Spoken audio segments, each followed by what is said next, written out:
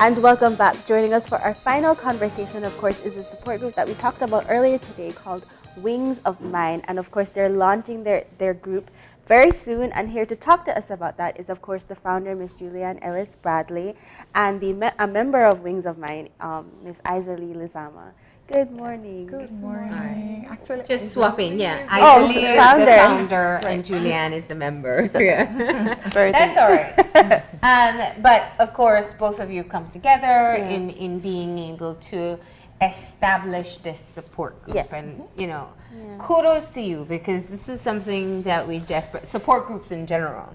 But for something this sensitive, obviously this took quite a bit of effort individually to come to this point.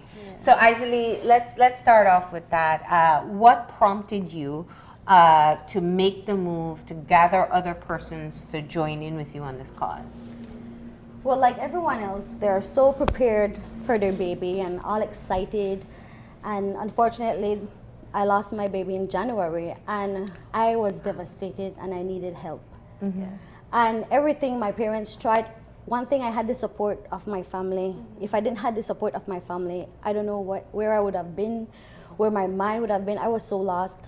So my mom said, I went to see counselors and they were not working. I felt like I was not ready to open because, like you said, it's like a taboo here in Belize. This is a serious thing, but it's something that happens. And when it actually happened to me and knocked on my door, that's when it affected me. You know, who feels it knows it, right? Yeah. So my mom said, I have a church sister and she has a friend. And so we waited for the friend, and the friend was supposed to come. I was like, when the friend is gonna come? Because like, I didn't want to be around no one. This is a difficult time, and especially to a stranger. So the person came, and it was Miss Bradley at my door this Sunday evening on my veranda. So I could hardly walk because I had preeclampsia. So I was weak, and I myself nearly lost my life. So I was there, and Miss Bradley came and told me her story, and through the whole process, when she came, it was like a sort of liftment in me came, and I was like, man, this lady was meant to come here to help me with her story. And I was like, Miss Bradley, do we have any help here in Belize? And she's like, no, but I go to church, and I'm telling you, Isaac, it will be okay. It will be okay. Just pray, and things will work out. Just have faith and all. And I was like, okay, but I was like, but she's talking. She's not talking right. She's not hearing me. And she's like, she sat me down more again, and she started to explain. And I was like, this is helping me throughout the whole process. Just her staying here, sharing her story helped me so much. So I said, I'm going to start a group. After like a week or so, and I discussed it with my cousin in the States, and she's like, I'm so proud of you. You sure you want to do that? And have good friends, my girlfriends, good close friends. And she's like, are you doing this? I'm like, yes, I'm going to do it. She said, but this is still a serious thing. People don't want to hear it, and Belize, they will be all sad and all. I go like, no, we need to do this. We need to help other people, because I can't imagine going through this without a support. So I was trying to get Miss Bradley. She's such a busy lady. Yes. And I finally get her. I'm like, Miss Bradley, I'm going to start the group. And I finally get her, and I spent some money, saved some money, got little places. Man, I was on that Facebook just grinding, trying to get people, meet nurses, meet counselors. Like that counselor was here before. She's an excellent counselor. She's the first public counselor that I went to, but the first one was Miss Bradley. And I needed a break, so I went to see one in the States, in Colorado too. And so we decided to have this group, 12 women. We are doing it on our own. We're asking for supports, but the bigger support is our family members. They're all behind us. And you actually know that's what you need. You need people that knows you, and like I said, just sharing your story with someone else, it heals you. It like softens the pains a bit. It empties your sorrows, and that's the whole thing. And we're like a sisterhood. Our 12 women. Oh, I'm forgetting. We have a man in there too. Yes. He comes with his wife, and they're so supportive, and he's a policeman too, Mr. Wayne. So that's how the group came about. Thanks to Miss Bradley. She inspired me. I don't think anybody who hasn't experienced it can begin to imagine the pain, no matter if it's preterm, at birth, or after you've had your baby for a while. You know, I always remember hearing somebody say, you know, there's a name for when you lose your spouse, you're a widow or widower. There's a name for when you lose your parents, you're an orphan. We can't even come up with a name because it is so outside of the order of things in life. Julie, tell us a bit about your experience and how you started supporting before there was the formal support group. But tell us a bit about your experience and moving into this path. Yes. So approximately 7 years ago, I was pregnant for the first time, and everything was in order. There's a career, there's everything, and this is going the way it's supposed to go. I had an uneventful pregnancy. I had no previous signs that there was anything wrong. And one weekend, I started experiencing pain. I wasn't sure what it was. By the time I went to the hospital and was able to figure out what it was a little too late, and our baby was born at 6 months. And unfortunately, there are many reasons, but she only survived for 2 hours. And it was the most devastating experience in my life. And I can say that since then, what I do look back and I'm so thankful for, Izalle mentioned it, is the support of family and friends. But I think what helped me most of all, and why I'm always willing, I will drop whatever I need to do to go and speak to someone who has had a preterm loss, is what helped me most of all to answer all the questions I had was, is this going to happen again? Does this mean I can never have another child? Does it mean my other child will die? You know, there are so many things. And what really, really lifted me is when I spoke to others who suffered a similar loss. And they have children, and I mean, sometimes they have 5, 6 after. I mean, the more the merrier. But what it said to me is that there is hope. And just because this has happened doesn't mean that will be what will always happen when you get pregnant. So it gave us courage to try again. It also helped my husband and I to be more appreciative of what we took for granted, really, about being able to bring a child into this world. And because it was that experience, and I don't want to call names because I don't know if they're so comfortable, but there's some women who came and spoke to me. But the thing that helped me the most was somebody who suffered the same loss. I mean, people can pray for you, your family wants the best for you, but until you speak to someone, it gives you the confirmation you need to feel the strength. Even if you're not sure in yourself, you know it has happened to someone and they're okay. And so I'm happy to say that 7 years later, I had a son 2 years after. And it's very daunting, the experience of going through pregnancy the second time after it happens, because I did an ultrasound every single month. If they said do 1, I did 2. I went overboard in being cautious. And then I had another baby last year, and I was more relaxed then. So when it happened, it was very fresh. I wanted to be able to give back and to start up a support group. But as time went by and I was able to cope with it, it kind of waned. And so when I spoke to Izalle, I shared with her that this was really what helped and so on. And she just took the idea, and she also decided that this is something, and I think it's part of the healing process as well. And so she's doing something that is in honor of her babies. And it's something that I think is desperately needed, because what I do realize from speaking to others who have suffered loss is that people don't want to talk about it. Some people are ashamed. I don't know why. Some people feel bad. They don't want anybody to know that they've had, whether it's a miscarriage, whether it's a preterm loss, whether your child dies under the age of 1. And so the group is really to uplift and support. The group is, when you're sharing it with someone that went through the same thing, you're not alone. You know, when you're talking to someone that is not feeling the same thing as you, they feel lost, you feel lost, they're not feeling what you're feeling.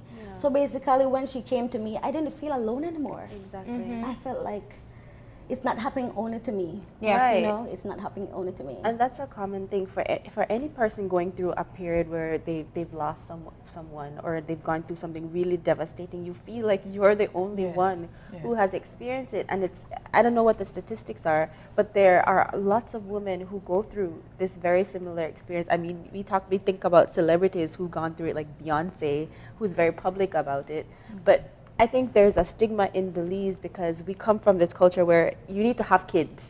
They teach you, you go to school, you have kids. Not, you get married, I guess, for some people. But that's a big part of our culture. And so when you aren't doing that part, when you aren't having kids, or when you feel like you're incapable of having kids, there's a stigma attached to wanting to talk about that. So how do you deal with those kind of deep-rooted issues in a support group like this? Well, what I do is I wait till they're ready. Yeah. You can't be just, oh, this thing just happened. Yeah. You have to give them time. I needed time. I knew my space was long. And I said, I'm going to invite you to a group, but I'm going to tell you, I'm going to wait for you. Yeah. Yeah. So that's how we work with it. Okay. I'm going to, when you're ready, then you come. So do you identify people or this? Yeah. I actually go and I will go ask, and people will come to me and say, you know, this happened to this person, that happened to this person, and I will go try to get their number. Yeah. I want to And scare reach out. them and Reach just out. try to reach out to Yeah, them. yeah, so that they know that you exist. Yeah. Yes. One of the things that helped me a lot too, and I shared it, is that there was a group, Baby Center, on babycenter.com. There are support groups for preterm losses, for any kind of loss. And that was my go-to place. Because after 2 weeks, your family wants to know you're okay. They want to see you smiling again. And it doesn't necessarily work like that. I mean, up to a year or 2 years after, I cry. Anytime around this time, I cry because I remember. But there is a joy as well when you know that there is someone that there is a purpose. I believe a lot in purpose, and I believe, even though my daughter lived for 2 hours, that her purpose was, she had a purpose. And so one of the things that I think it helps you when you are hurting and you help others, that also. So I am just available for anyone, and people will call me and say, just like they did with Izalle, and say, I know you went through, I think my hairdresser called me, said, I know you went through, and can you go and speak to her? She's in Ladyville, and you know, I dropped everything and made sure I could see her. But that is the absence of that kind of support group. And I think that's what Izalle has set up. We have a Facebook support group as well. What do you say to family members? Because I think what you mentioned is one of the most important things. Everybody on an individual basis has their own grieving process. And what might take you 1 year may take me 5. Yes. And you know, you have anniversary of deaths that are always hard. So it doesn't matter if it's 10 years later, it still is hard around that time. A support group obviously will have people in different phases of their grief process. How do you use that to be able to help someone? In other words, if it just happened to me and I see Julie, who is well established, move on with more kids, you know, how do you ensure that everybody's able to take away what they need from the experience? It works. It works. When you come to the group, we introduce you, and it's very private. Yeah. You know, that's one thing. It's very private, and we cry together. We hold hands together, because we're feeling what you're feeling, and when that happens, like people would say, like you're feeling it all over again. And it's true, like every time, you know. But you know, in the end, it heals you. It makes you feel better. Helping someone always makes you feel better. And that's why I decided to do the group. And to friends and family who want to help from the outside but don't know how, or want that grieving process to come to some finite end. Oh, they have people like that. You will meet people like that, and that's why we're trying to get help. Like the people that were here before, they said it's mental week. That is a wonderful thing. That's because that's what we need. We need more of that. We need, because we have emphasis on like people. We don't have a lot of emphasis on people who lost babies. We don't have that, and that's what we need. And it's very prevalent. It's in demand. Like I said here, it's a hush hush thing. That's what they say. And we don't want it to be that anymore. One of the things that we have, which brings us to the launch this weekend, and Izalle will share some more information about it. But the formal, I think the 15th of October worldwide is celebrated for groups of this nature and issues of this nature. People will be familiar with March of Dimes and other support groups. And what we want to do is to be able to, one, there's the Facebook page where people can go log in, and it's a closed group. And also there is the one-on-one meetings, and there are the meetings when we meet in groups. The idea is not only to give support in terms of emotional support, but we also want to enhance capacities. One of the things that I lamented is the fact that at 6 months, if we had the necessary technology and so on, maybe some of the babies that die prematurely can be saved.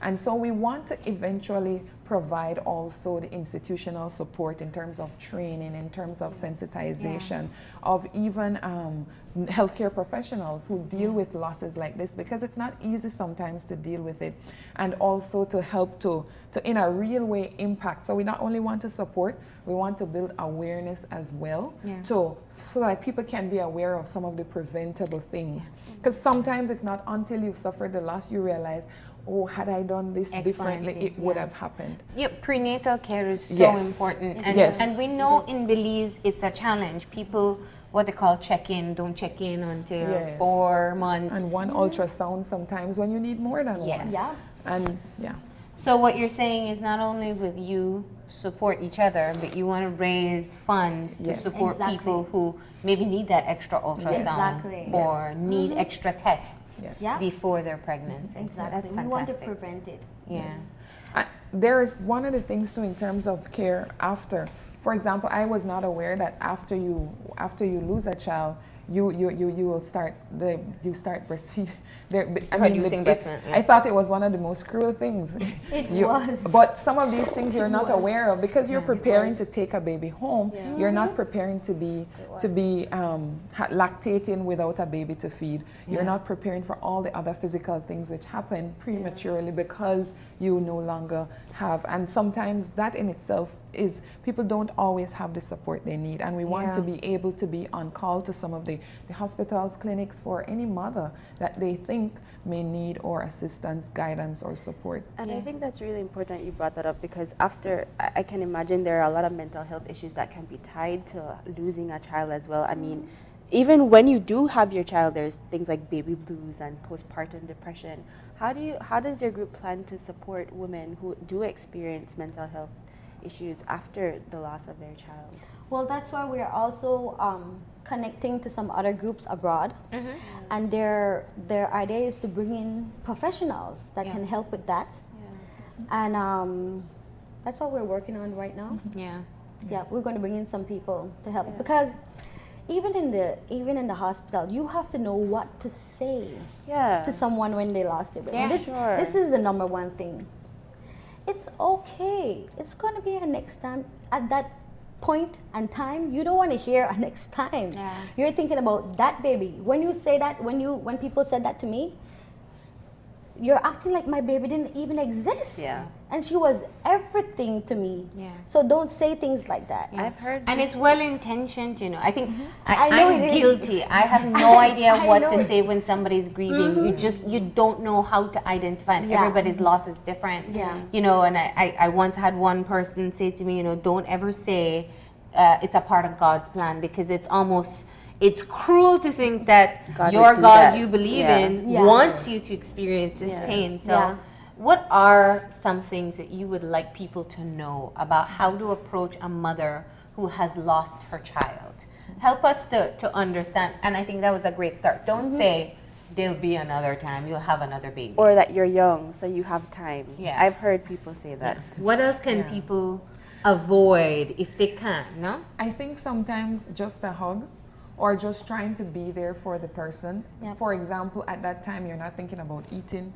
There are so many things you just want to crawl somewhere and just maybe just I don't know. But the thing, it's a very difficult time because each person is different. And it also is different based on the hopes that mother had. Also, if the mother already had children, all of these things play a role. So because you're not sure, if you're not sure exactly what the circumstances, just let the person know you'll be there for them, and hopefully get in touch with us. Or say there's somebody that suffered the same thing. Do you want me to give you their number, or can they come and speak with you?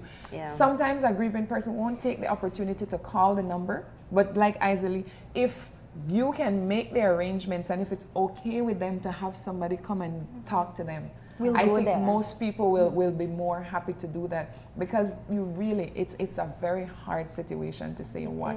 And what I want to underscore too is, because this is not a women, and actually we were supposed to have a male on on the show today, but he couldn't make it. But we want to make clear that it's not only women who suffer. Fathers also, families also are affected. And sometimes the men go unnoticed because we expect them to be strong.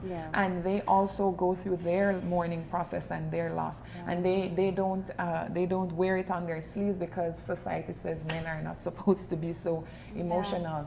But it was a very hard time. And I think that what you can do most times is to get them to where the support can be, and just be there for them.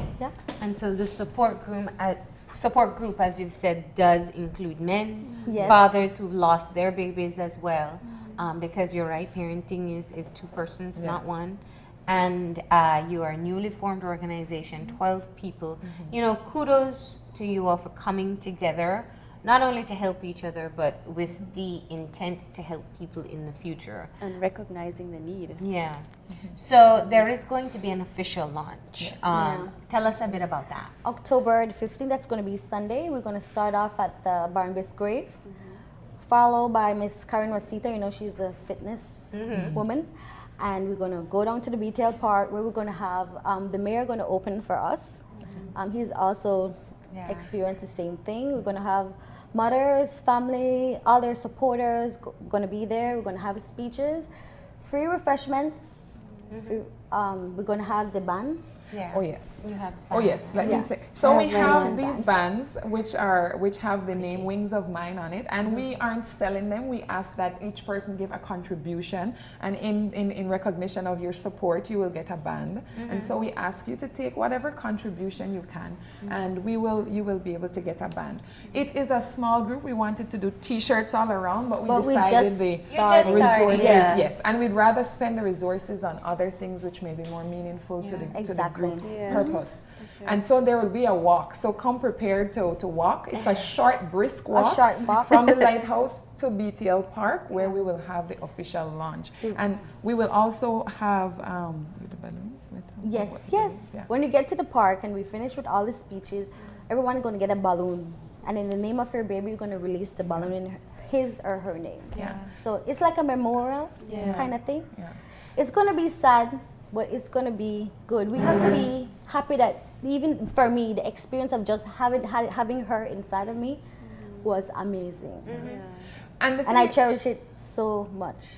So. Yeah, with a balloon, it's not, you don't have to be the one who lost. You may have a family member, a friend, somebody. You may have named your baby. You may not have. Even if you didn't name your baby, you can think of a name. Write that name on the balloon, and then we will have a release. It's supposed to be sad but joyous, and we're hoping to lift the momentum and the mood. Even though it's a topic that's very emotionally draining sometimes, but we want to be positive about it because of what the group will mean for Belize.